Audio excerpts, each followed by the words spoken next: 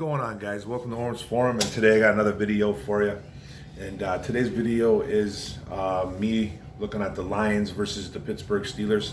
Lions went to Steelers on preseason game number 2, and I didn't get to watch this game on Saturday. I had a fantasy football draft that went well into the night. Didn't get a chance to watch it. Didn't get a chance to watch it on Sunday.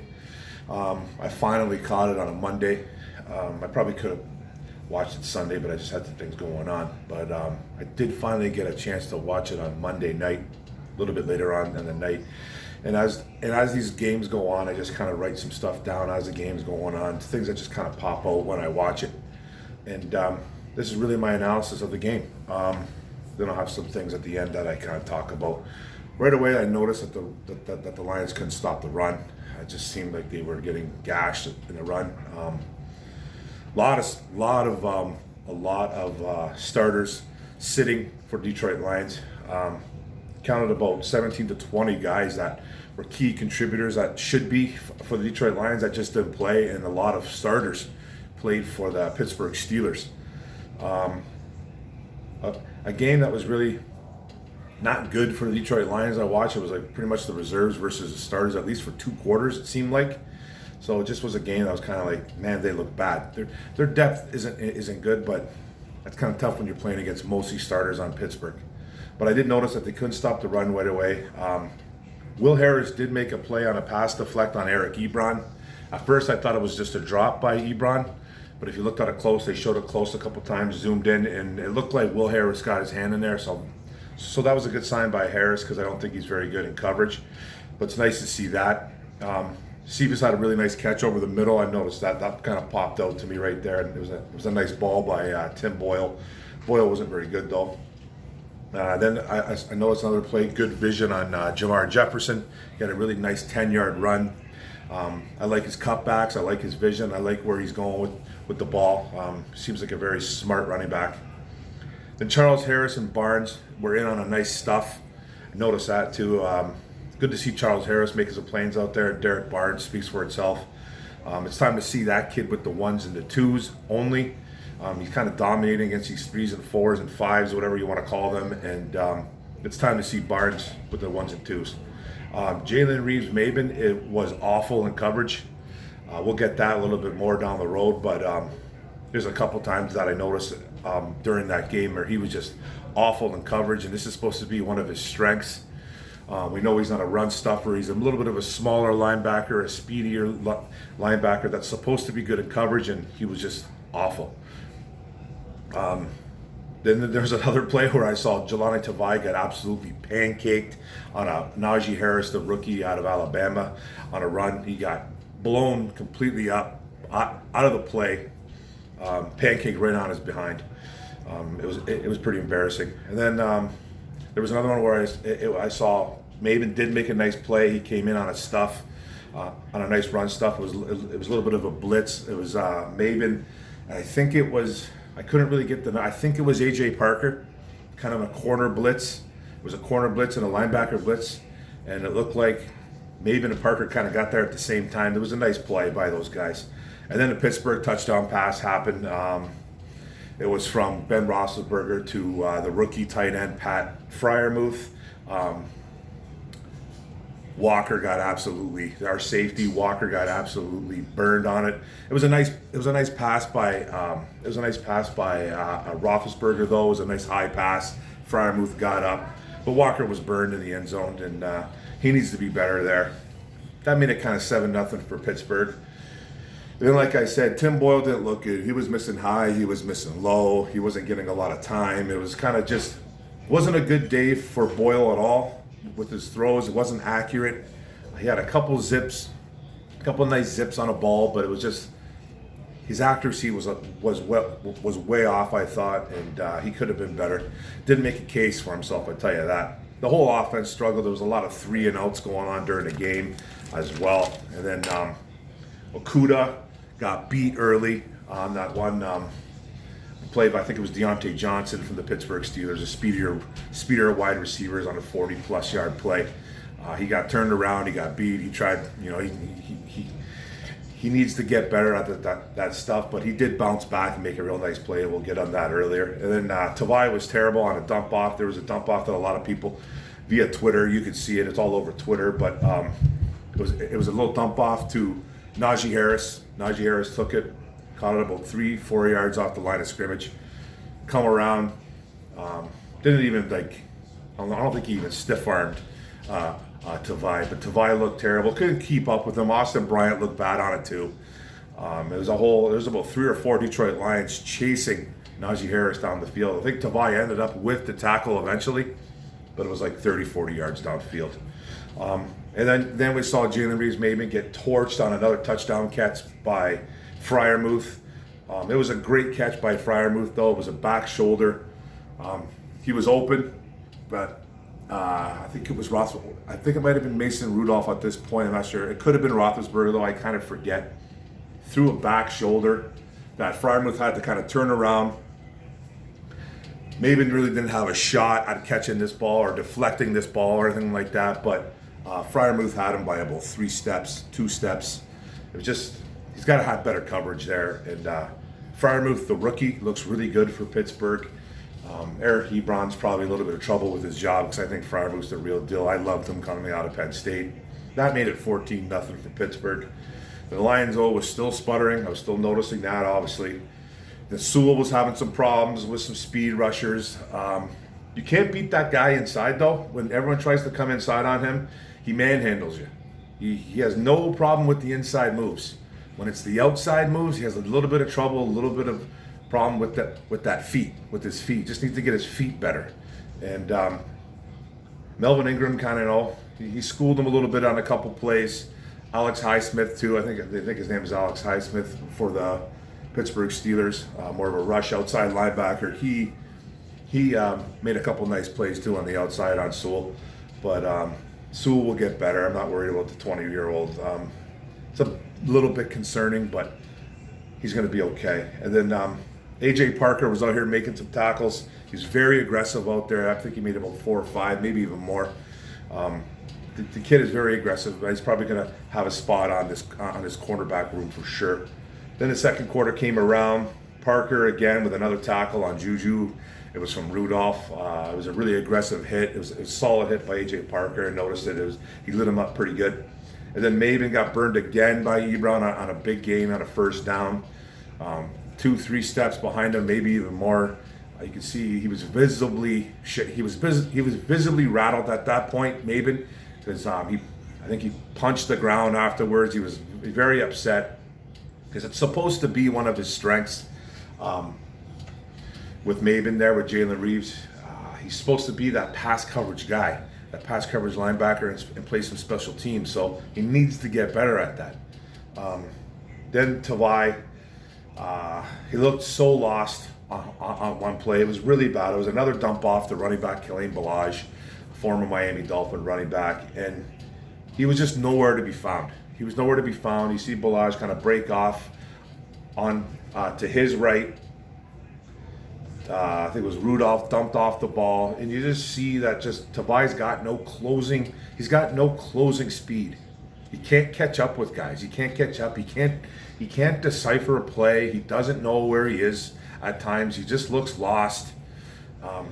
It's just everything. He just doesn't have the tools.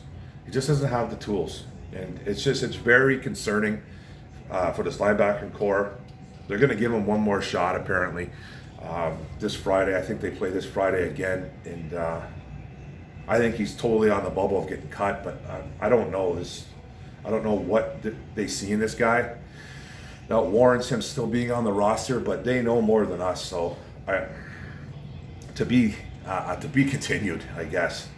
And then Okudah, he made a real good play, a great play in the end zone. It was breaking up a pass. It was really great coverage. He was right in Juju Smith's pocket, literally in his pocket. It would have been a great catch by Juju if he caught it, and he almost caught it. It was like a throw into the end zone, right into the corner. Juju dove. Okudah was with him the whole time. It was just great coverage by Okudah. He made up for his blunder a little bit earlier on. It would have been a miracle catch, but Juju almost caught it. So it was actually a really good play. And then they hit a field goal, which made it 17-0 Pittsburgh. At this point, I'm getting flustered watching this game. And I'm just trying to tell myself, Mark, it's only backups, it's only depth. But that's the concern, though. The depth is the major concern. Then Melvin Ingram absolutely destroys Elise Mack. He took him about 5 yards into the backfield, pushed him right into the running back, Dedrick Mills, and then Melvin Ingram almost kills Dedrick Mills. It was just a great play by Melvin Ingram, and Elise Mack he cannot block. It's that simple. As a tight end, he can't block. They've been talking about it all through training camp, that he has struggled mightily at the blocking department, and he just can't do it. He just can't. He's just horrible at it. So I don't know where this tight end 3 is going to come from. Brock Wright made a couple plays down later on, but we'll talk about that in a bit too. There's a lot of Pittsburgh starters, like I said, still playing into the second quarter, pretty much all of the second quarter, even some of the third. I noticed some starters were out there. Detroit didn't have a lot of starters out there. You saw Sewell was out there for a bit. Jonah Jackson played a little. Vaitai played a little too. But there just wasn't. I think Campbell and the boys just wanted to get a look at this depth. It was just, and it's not good, but that's what they wanted to get a look at. And then Boyle was getting bum rushed big time. He had no time again, like I said. I was just noticing, didn't have a lot of time on a lot of throws, and when he did have some time, a lot of his throws were off. Fells did have a nice first down catch, though. He made up for 2 penalties early in the game that Dan Campbell was not too happy about, and it was visible that Dan Campbell was not happy about it, because one time he didn't really get into Fells' face, but when Fells was coming off the sideline, you've seen Campbell kind of say something to him, kind of got in his face and said something. Fells just kept walking by him. It didn't look like a nice exchange at all. Not saying it was like a bad exchange, but it didn't look like a nice exchange. And then when I guess he got the other penalty, you could see Campbell kind of smirking on the sidelines, shaking his head in disbelief, like, come on, man, like, you know what I mean? Darren Fells should be knowing better. He's a veteran. He shouldn't be jumping offside or whatever he was doing or holding. Just Fells didn't have a great game, but he did have that nice catch on that acquiring that first down. So that's good to see that. I'll tell you one thing though, Dedrick Mills runs hard. That guy is a very, very workhorse running back. He could be. It's going to be tough to see where he's going to make this team, though. He's battling for that number 3 right now. It's kind of up in the air a little bit. I would assume it is right now with the resurgence of Craig Reynolds and Jamar Jefferson looking decent out there, but limited. I think it's going to be it's either going to be Reynolds or Jefferson right now. And then Jack Fox, our punter, that man literally has a weapon for a leg. Seriously, that thing should be registered. It's insane. One thing about Jack Fox is I don't want to see him much this year. As a Detroit Lions fan, you probably don't want to see Jack Fox a lot, but I have a feeling we're going to. One thing that's very positive about seeing him is that he absolutely destroys footballs with his leg. So he's going to give this defense every opportunity to try to get the ball back, because he's a very good punter. Special teams needs to be better, though. He had a couple really nice punts. Great hang time, and some of the Lions just still couldn't get down the field. And there's a really nice play later on down the road. I think it was, I don't remember the kid's name. I think it's Switzer for the Pittsburgh Steelers. Had a nice return on a punt, and it was great hang times. And he should be getting destroyed, but he never did. Then Miles Brown was out there, the defensive tackle we picked up a couple weeks ago. He was actually playing well. I noticed him popping a lot. He made a couple of nice runs. And a couple of nice run stuffs, and I like what I saw from him. He looked really good out there. Lions did create a little pressure with Tavai and Bryant. That's very rare that you saw Tavai making some pressure. Bryant gets a face mask penalty, though. Be smarter. Austin Bryant, you made a great play. You got right in the face of Mason Rudolph, but then you came on top and you grabbed his mask. It would have been, I think it was a third down play as well. So automatic first down, face mask in the end zone. You have to be a lot smarter than that. It's good that you created the pressure, but be smarter. And then Jalen Reeves-Maybin again. He still can't cover Ebron. This is about the third or fourth time seeing Maybin get burned, at least. So and he wasn't even close on this one. It was just a bad day for Maven all around. Real bad day. Maven misses like a sure sack. Came in on a blitz. Had I think it was Rudolph or Haskins. I think it was Rudolph still at this time. He had him. Could have lit him up. Totally whiffed on him. But then Levi on Muzurike, the rookie, kind of closes and he made the tackle, but it was a 1 yard game. It could have been probably like a 5-6 yard loss. You have to get those opportunities. You have to get those sacks, man. This is just crucial. Have to make plays, man. Then there was another missed tackle by number 38. Didn't know who it was for a while there. Turned out to be CJ Moore on Juju. He tried to light him up. Juju bounced right off him. Had a nice gain. And then the Steelers drove all the way down 97 yards. They started at the 3 yard line, drove 97. Moore did step up and stop the Freiermuth touchdown. Got a nice pass deflect. And Levi on Muzurike and Jalen Maven did have a little bit of pressure there. So it was kind of a quick errant throw by the quarterback. And they settled for 3. 20-0 Steelers going into halftime. So it was bad football all around, I think, for the Detroit Lions. Kind of played that bend but don't break defense. They can't have that. They got to make plays. Offense was just terrible. And then Craig Reynolds had a really nice kick return starting the third quarter. It was about 26 to 30 yards. It was a nice start. And then you saw Boyle threw a ball into double coverage trying to hit Geronimo Allison. Perriman was open on a cross. Boyle tried to fit in a ball that he never had no business throwing and almost got intercepted. What's his name? Allison had no chance for it. It probably should have been picked by Pittsburgh, but they didn't pick it off. And then Derek Barnes was out there making plays. He almost had a pick in the red zone. It was a nice read and react by Derek Barnes. One thing that I was a little bit concerned about Derek Barnes this year is his what's it called? His pass coverage ability. But he had a couple nice pass coverage stops, which is something you want to see and hear about, because I think he's more of a traditional 2-down linebacker, but he just seems like a guy that's going to be a playmaker. He's going to need to get on the field. So then I missed a little bit. I missed a little bit of the third, just a bit. I had some things going on, but I caught most of it. The Steelers ended up kicking a field goal, made it 23-0. That was the fifth straight scoring drive for the Pittsburgh Steelers. You know, they held them to a few field goals, but you know, that bend but don't break, like I talked about earlier, but it needs to get better. Then Blau came in. He just looked a lot better than Boyle. He looked more reserved, looked more calm. He was making better decisions. He's making better reads, so that's what you want to see. And this reserve O-line is a mess. They were, like I said, Boyle didn't have a bunch of time. Blau got rushed a little bit too. Skipper looked okay in some spots. Logan Stenberg played okay, made a couple blunders, but everybody else I don't think played very well. But the reserve O-line is just a mess. Blau did have a really nice run after the O-line gets blown up. A bunch of Steelers guys came in to get Blau. He juked left, juked right, kind of went around. Biggest play of the night so far. It was a nice run by David Blau. He has some athleticism there, so you notice that. It was the biggest play of the night so far for the Lions. It was like an 18-yard play. And then tight end Brock Wright, undrafted free agent out of Notre Dame. He got in on a nice 19-yard gain. It was a nice throw and catch. And then that kicked off the fourth quarter. Igwebuike scored on a touchdown run. Lions went for 2 on a little fade to Tom Kennedy. Tom Kennedy being 5'10", whatever he is, 5'11". I don't know why you're throwing a fade to a guy that small, but whatever, it failed. I got the Lions on the board. It was 23-6 for the Pittsburgh Steelers. Then the Lions D getting gashed in the fourth a little bit. Holder making a couple tackles, but way downfield.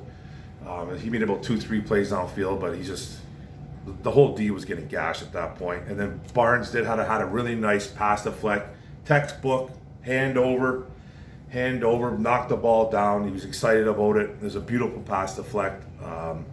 So it's good to see him doing some pass coverage things that I was a bit concerned about.